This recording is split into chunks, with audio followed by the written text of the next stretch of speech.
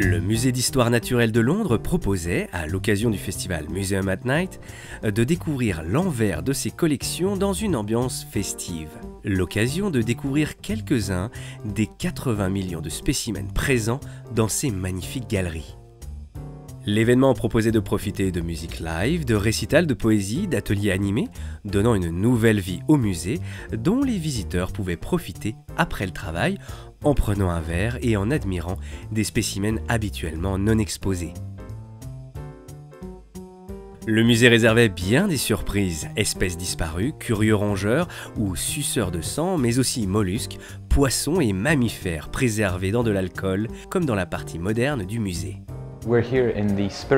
Nous sommes ici dans la section des spiritueux du musée, qui a une partie un peu différente du reste, où nous préservons des spécimens dans de l'alcool ou dans des spiritueux industriels, d'où le nom de la section. Vous pouvez voir des exemples ici. Le fluide dans lequel les animaux sont immergés nous permet de préserver non seulement la peau et les os des animaux, mais toute la chair et les tissus. Il y a beaucoup d'informations contenues dans ces spécimens, que nos scientifiques peuvent utiliser et étudier même si ces spécimens sont vieux de 100 ans. Le bâtiment où nous sommes contient 7 étages de spécimens préservés de cette manière. Et c'est une ressource qui n'est pas seulement utilisée par nos scientifiques. Des scientifiques du monde entier viennent ici pour les utiliser. Cette nocturne donne aussi l'opportunité d'admirer sous une autre lumière la nouvelle attraction du musée, longue de 25,2 mètres.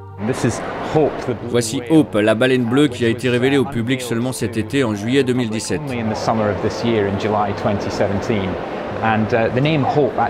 Le nom Hope est symbolique d'une espèce qui représente une espérance pour les espèces à venir. Elle matérialise aussi la vision originelle de Richard Owen, qui a fondé le musée en 1881 et voulait un volume suffisamment grand pour exposer ce type de squelette.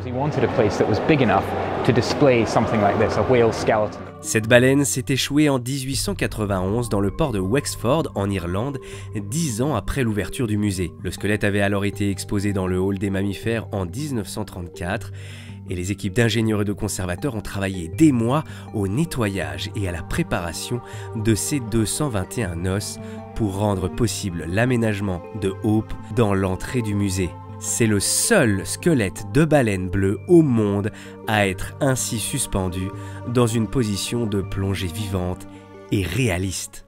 Le festival Museum at Night est organisé 2 fois par an dans le but d'encourager de nouveaux publics à s'intéresser au monde des musées.